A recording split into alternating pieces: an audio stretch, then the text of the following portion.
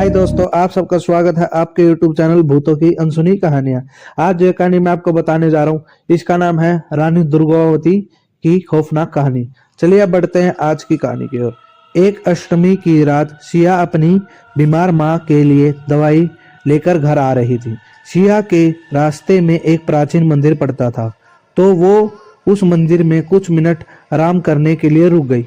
तभी उसे लगा कि जैसे मंदिर से कुछ आवाजें आ रही हैं। तीन लंबे चौड़े आदमी भागते हुए मंदिर से बाहर आए।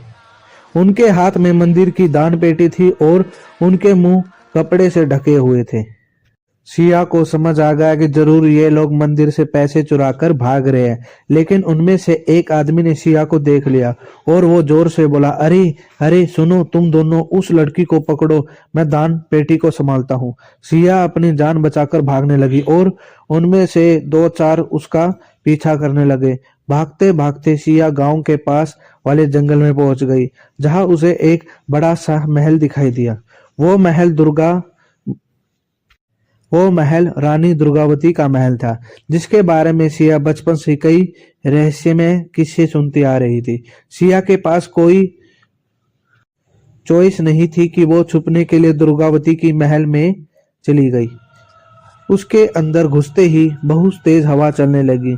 महल के एक कोने में से एक बड़ी सी पेंटिंग लगी हुई थी। उस पेंटिंग में लाल साड़ी पहनी हुई एक औरत के गले में फंदा था और वो औरत उसी फंदे से लटकी हुई थी।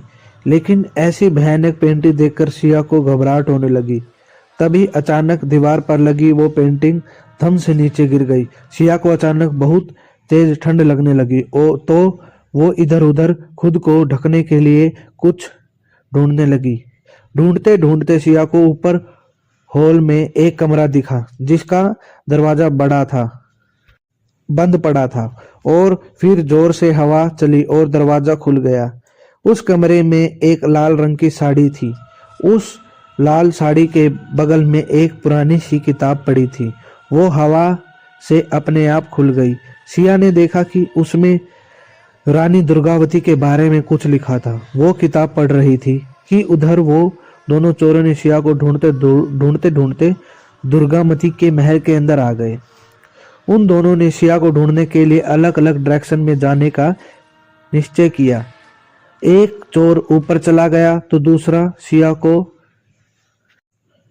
को नीचे ढूंढने लगा। सीढ़ियों से ऊपर चढ़ते हुए उस चोर को दीवार पे एक स्विच बोर्ड दिखाई दिया। उसने स्विच बोर्ड ऑन किया तो ऊपर वाले हॉल की सारी लाइटें जल गई। लाइट जलते ही उस चोर को जमीन पर खून के पैरों के निशान दिखे। उसे लगा कि शायद सिया को भागते हुए चोट लग गई और वह उन निशानों को फॉलो करने लगा। कॉरिडोर के कोने में लाल साड़ी पहनी एक लड़की बैठी थी। उसकी पीठ उस चोर की तरफ थी, इसीलिए वो चोर उसका चेहरा नहीं देख पा रहा था। लेकिन उस चोर को लगा कि वो लड़की सिया है। जैसे ही वो लड़की मुड़ी, उस चोर के पैरों तले जमीन खिसक गई। उस लड़की ने घूंघट ढाला हुआ था और उसका चेहरा पूरा काले बालों से ढका हुआ था। वो चोर को देखकर जोर से चिल्लाई और तभी वहां चलती हुई लाइट बल्ब के एक बाद एक फूटने लगे। लाइट के ऑफ होते ही अंधेरा हो गया और वो लड़की भी वहां से गायब हो गई। वहीं दूसरी तरफ दूसरा चोर सिया को नीचे ढूंढ रहा था। नीचे वाले कॉरिडोर में एक बड़ा शीशा लगा था, जिसे देखते ही दूसरे चोर को बहुत अजीब सा महसूस होने लगा। तभी उसे शीशे में किसी की परछाई नजर आने लगी, पर जैसे ही वो मुड़ा वहां कोई नहीं दिखाई दिया। उसके बाद उसे एक कमरे में एक लड़की के रोने की आवाज आने लगी। वो भागकर उस कमरे के बाहर पहुंचा और नीचे से अंदर झांकने लगा। अंदर एक लड़की चल रही थी,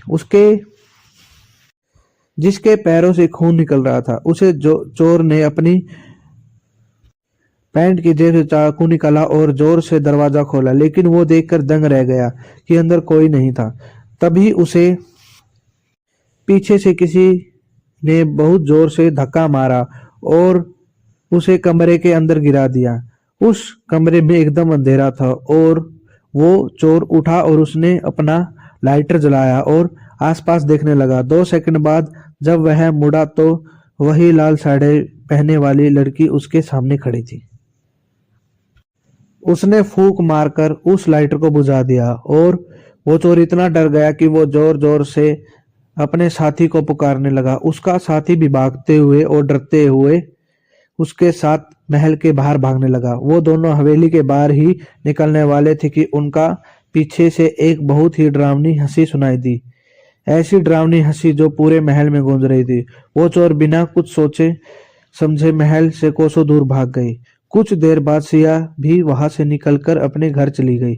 अगली सुबह सिया ने पूरा किस्सा अपने दोस्तों को बताया। उसने कहा कि पूरे टाइम उस हवेली में कई आवाजें आ रही थी, लेकिन जब दोनों तक वो दोनों चोर वहां से चले गए, वो हवेली के एक कमरे में ही चुप कर बैठी थी हुई थी।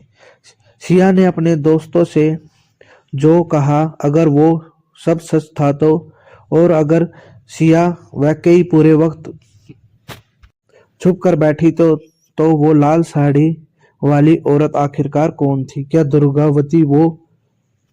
दुर्गावती का भूत था या फिर सिया अपने दोस्तों से झूठ बोल रही थी और सिया ने उन